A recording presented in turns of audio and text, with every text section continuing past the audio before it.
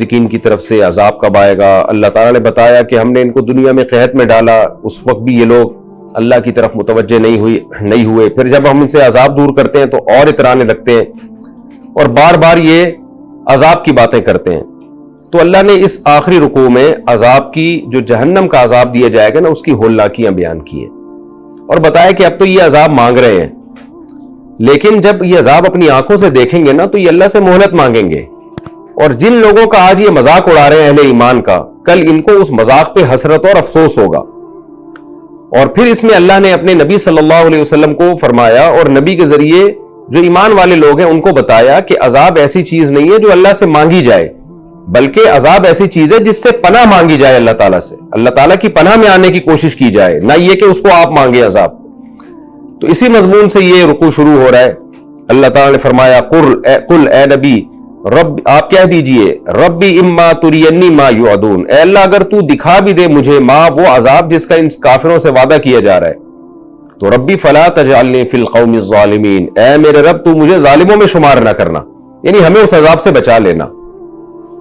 تو یہ بتایا جا رہا ہے کہ ایمان والوں کی تو یہ سوچ ہوتی ہے, وہ عذاب مانگتے نہیں ہیں اور اللہ سے ساتھ ساتھ یہ دعا بھی مانگ رہے ہوتے ہیں کہ اللہ کافر لوگ جس عذاب کا مطالبہ کر رہے ہیں تو وہ عذاب دکھا ہی نہیں, لیکن اگر تو نے دکھانا بھی ہے تو ہمیں ان لوگوں میں شامل نہ کرنا, ہمیں اس عذاب سے بچا لینا.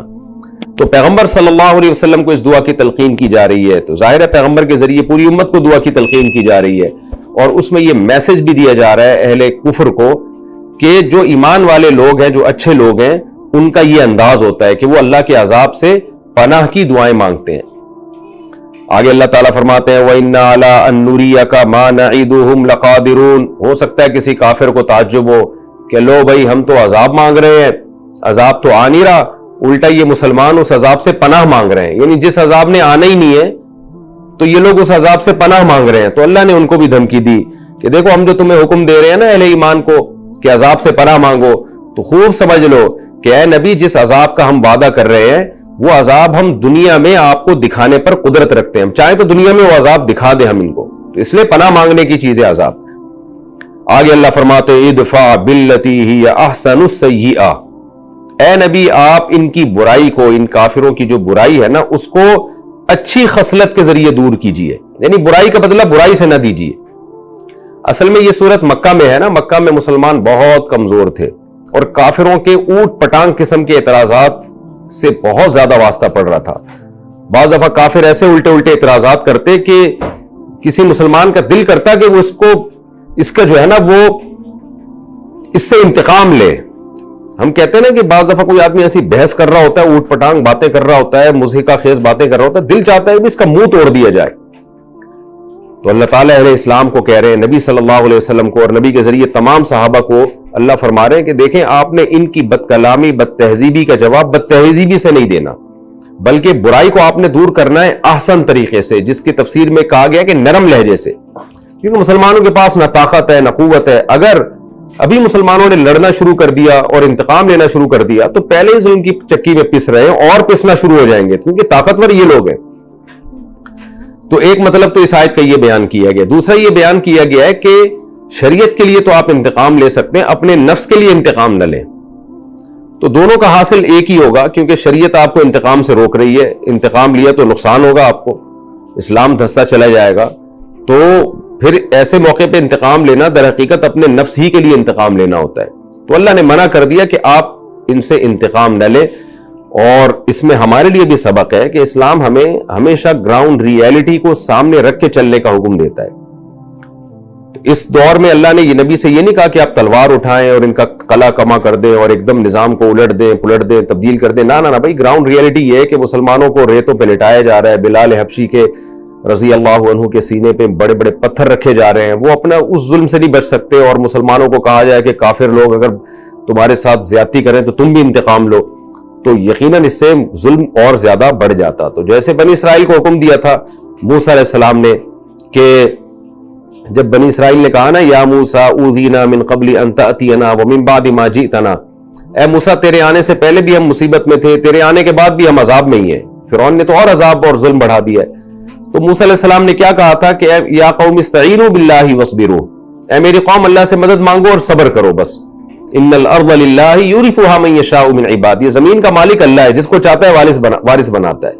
تو ہم نے صبر کرنا ہے. تو اسلام کا یہی حکم ہے کہ جہاں آپ کے پاس قوت اور طاقت نہیں ہے، آپ کو یہ اگر خیال ہے کہ میں لڑا یا میں نے انتقام لیا تو اور زیادہ مسائل کھڑے ہو جائیں گے، تو وہاں صبر کا حکم ہے. جیسے نبی صلی اللہ علیہ وسلم نے صبر کیا، اس کی برکت سے اللہ نے مدینہ میں آپ صلی اللہ علیہ وسلم اور صحابہ کے لیے ماحول سازگار کر دیا، اور وہاں لوگ دھڑا دھڑ اسلام میں داخل ہونا شروع ہو گئے، اور وہاں مسلمانوں کو طاقت اور قوت ملنا شروع ہو گئی. تو اے نبی آپ اچھے طریقے سے ان کی برائی کا جواب دیجئے. نحن اعلم بما یصفون، جو باتیں یہ کر رہے ہیں ہم خوب جانتے ہیں. کیا مطلب؟ ہمیں بھی پتہ ہے یہ کیسے طنز کرتے ہیں، کیسے مضحک خیز باتیں کرتے ہیں، کیسے آپ کا مذاق اڑاتے ہیں. تو ہم غافل نہیں ہیں ان چیزوں سے. اس کے باوجود ہم آپ کو صبر کا حکم دے رہے ہیں، تو یہ سوچ کے صبر کیا کریں کہ ہمارا رب ان تمام باتوں کو دیکھ رہا ہے. کیونکہ جب انسان کو پتا ہوتا ہے نا کہ جب انسان جس کے لیے قربانی دے رہا ہو وہ قربانی دینے والے کو ہی نہ پتا ہو تو اور زیادہ غم بڑھتا ہے. تو اللہ کہتے ہیں میرے لیے صبر کر رہے ہو، میں یہ سب چیزیں دیکھ رہا ہوں.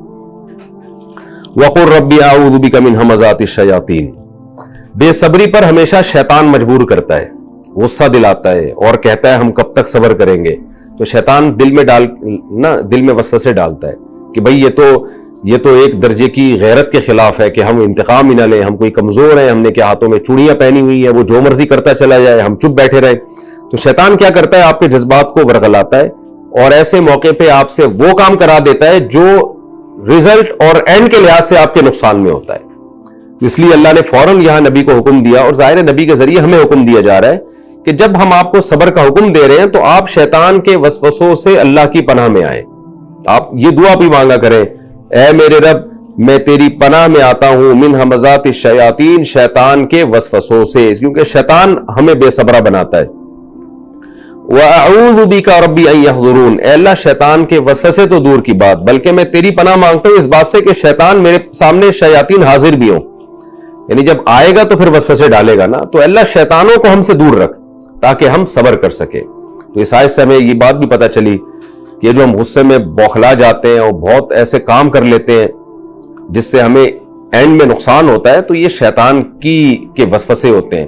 اور آپ دیکھیے کہ دین کے لیے بھی غصہ کرنے کی ایسے موقع پہ اجازت نہیں ہے جس کے سائیڈ ایفیکٹ زیادہ ہوں. صحابہ کا انتقام اپنی ذات کے لیے نہیں تھا، دین کے لیے تھا. تو وہاں بھی اللہ کہہ رہے جہاں صبر کرنا ہے نا، تو وہاں شیطان کے وسوسوں سے پناہ مانگنی ہے. وجہ کیا ہے کہ شیطان دین کا لیبل لگا کے تم سے وہ کام کروائے گا جو تمہارے لیے نقصان دہ ہوگا، اور آج بھی یہ ہو رہا ہے.